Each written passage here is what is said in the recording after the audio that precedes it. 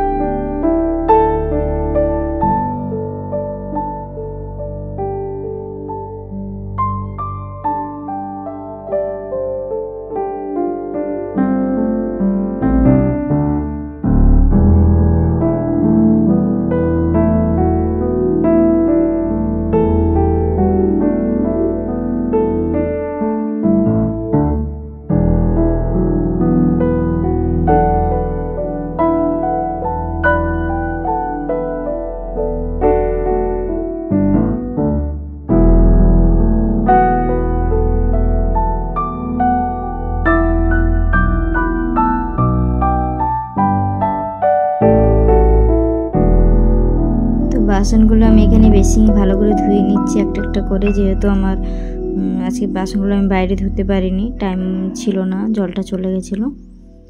তো সেই কারণে আমি এখানে ঘরের মধ্যে বাসনগুলো ধুয়ে নিচ্ছি। তো আমার মতন কে কে এরকম রয়েছে যে বাসন না ধোয়া হয়ে গেলে টেনশনে পড়ে যায়, কমেন্ট বক্সে অবশ্যই বলো।